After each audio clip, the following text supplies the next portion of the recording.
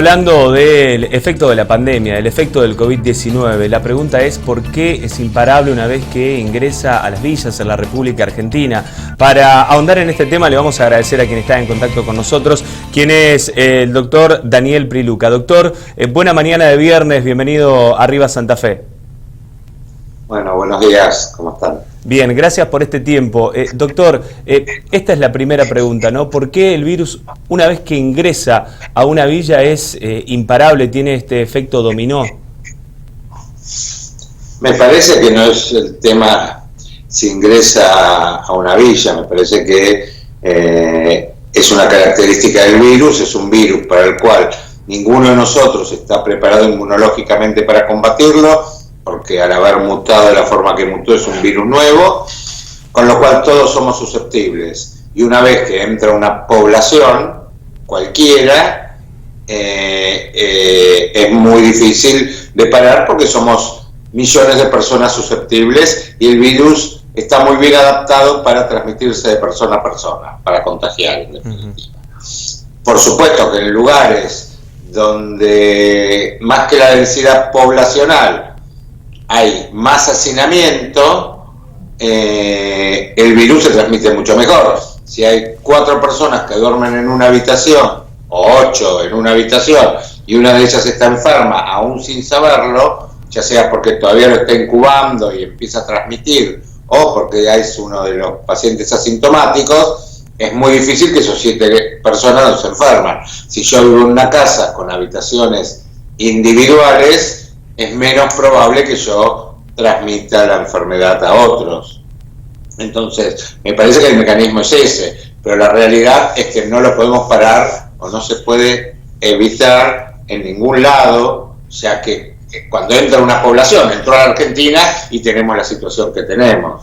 Lo de las villas o barrios vulnerables o barrios populares es un emergente. De todas maneras, a pesar de esto, el panorama que tiene Argentina en comparación con otros países es relativamente positivo. Sí, porque se tomaron la única medida comprobada en el mundo hasta ahora para evitar la transmisión o disminuir los contagios es el aislamiento social. Nosotros en nuestro país hicimos una cuarentena bastante precoz, bastante fuerte, sobre todo en los primeros 30 días, lo cual permitió que la diseminación del virus, que la contagiosidad no fuese tan intensa como aquellos países que no tomaron esas medidas o intentaron hacer algunas medidas un poco más leves o más libres. Entonces la situación de la Argentina es buena y eso ha permitido frenar el virus en gran parte del país. De hecho, si uno sacase, que es lo lógico, por otra parte, los grandes conglomerados urbanos, la situación de la Argentina es muy buena. El problema es que Argentina tiene un gran conglomerado como es el AMBA, que es de los más grandes del mundo, a lo que se suman algunas ciudades grandes como Rosario, Córdoba, Santa Fe, Mendoza, pero que son lugares donde incluso se ha podido controlar un poco mejor la situación. Es decir, que ha dado muy buenos resultados, de lo que muchos tal vez hablan y se quejan, que dicen que sería la cuarentena más larga, ¿no?, la de la República Argentina en comparación con países de Europa que han tenido números completamente distintos a los nuestros. Sí, pero que aparte también, o sea, recién ahora están liberalizando y vuelven para atrás en medidas, o sea, todo depende de cómo uno quiera medir la cuarentena. Vuelvo a decir, los primeros 15 días fueron una cosa y hoy es otra cosa, aún acá en el AMBA, o sea, no es la misma cuarentena que al principio, en cuanto a comercios abiertos, cantidad de gente circulando, permisos de trabajo, etcétera. Ayer el gobernador de la provincia de Buenos Aires decía que gran parte de las industrias están ya trabajando, cosas que no pasaban hace 60 días atrás. O sea, si lo que vamos a tomar como la cuarentena más larga del mundo es desde el día 1 hasta el último día que se tome alguna medida en áreas vulnerables o que esté la situación más complicada, es probable, pero, o sea, la provincia de Jujuy hoy en día no sé si tiene cuarentena o si está en un aislamiento. Han permitido abrir un montón de situaciones, hasta están evaluando iniciar las clases. Y ayer lo comentaron bien, y países que habían iniciado las clases, como Corea e Israel, tuvieron que retroceder. Entonces, esto no es simplemente un camino clarito, tiene idas, vueltas, curvas contra curvas, y así vamos avanzando. Decir si es la más larga, la más corta, al final de esto, cuando veamos cuál fue el resultado, podremos decir si fue bueno o fue malo. En cuanto a esta cuarentena, ayer justamente el presidente hablaba de que hay 18 provincias donde no hay circulación comunitaria del virus, y es por eso que dejan el aislamiento para comenzar a transitar a una nueva etapa, que es la de distanciamiento social. En esta etapa, ¿cuáles son los errores que no debemos cometer? Los que cometemos, los baby shower, los casamientos, el olvidarse, en los lugares, sobre todo en los lugares cerrados, la protección bucal, el empezar a no cumplir las normas, entonces, de distanciamiento, que son los que plantean. Hoy nos olvidamos de lavarnos las manos cuando vamos al baño, cuando estamos en los lugares. Entonces, básicamente, cumplir estas nuevas normas, algunas de las cuales las debimos haber hecho siempre, sobre todo como el lavado de manos, y otras que, bueno, serán transitorias en la vida. Si se abren los bares o los restaurantes, que no se hablan a pleno, donde una mesa esté prácticamente al lado de la otra, ir normalizando de a poco, pero con estas precauciones.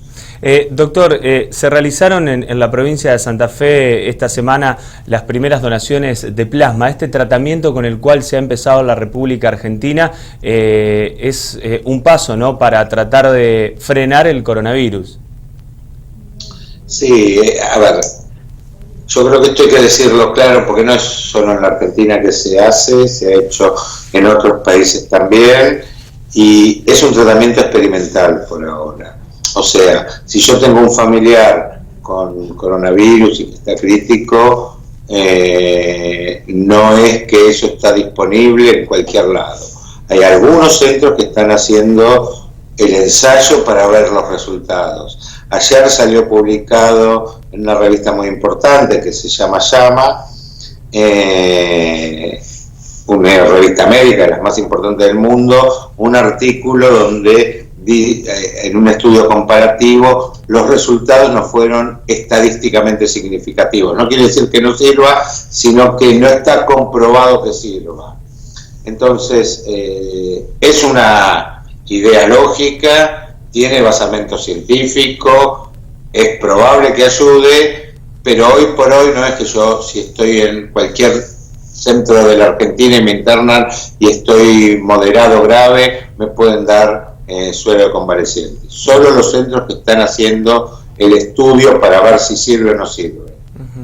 Doctor, con su experiencia, ¿por qué otros países del mundo nos están mirando a Argentina?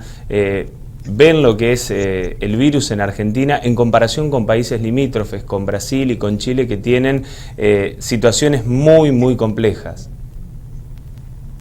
Bueno, creo que es lo que hablamos al principio, se tomaron, o sea, estaba claro que el presidente brasilero y la gente que lo apoya está en una postura negacionista directamente de la enfermedad, porque una cosa es plantearse, o sea, lo de Chile fue distinto, intentó hacer una cosa más controlada de cuarentena, bueno, no le fue bien, evidentemente.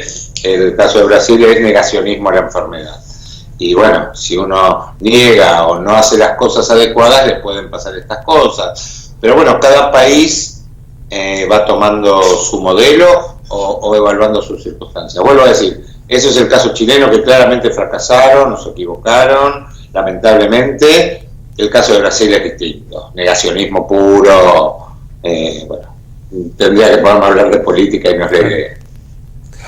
Doctor, una última consulta y tiene que ver con la estación del año que vamos a comenzar a transitar, que es el invierno, que llegan las bajas temperaturas, las enfermedades respiratorias. Sí o sí, en esa etapa se espera tal vez un pico o números alarmantes de coronavirus en la República Argentina.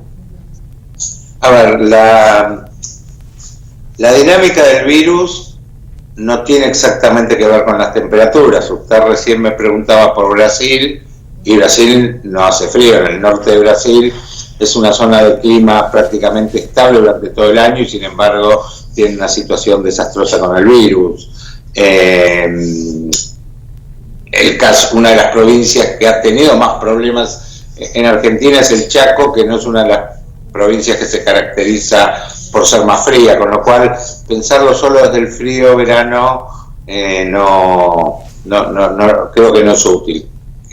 Los virus que tienen capacidad para funcionar mejor en invierno ya los conocemos y tienen que ver con capacidades del propio virus de difundirse en el invierno y aparte con la situación de encierro que se da en el invierno. Si uno está en el trabajo en la oficina no abre la ventana porque hace frío, entonces tiene que ver con alguna de esas dinámicas. Como muchas de estas cosas, con el aislamiento, o sea, hoy no vamos a tener una oficina donde haya 10 personas trabajando a puertas cerradas, si hacemos las cosas bien. Con lo cual, no es obligatorio que por la baja temperatura el virus se expanda más. Por supuesto puede pasar, yo no estoy diciendo que es imposible, pero tiene más que ver con dinámicas del virus y con lo que hagamos en cuanto a los aislamientos que con las temperaturas únicamente. Doctor, es cierto que uno de los problemas que podemos tener es que circule algún otro virus que nos haga confundir, claro, y eso genera mucho conflicto, pero no es obligatorio que sea por el invierno. Vamos a tener más casos porque estamos liberando algunas medidas.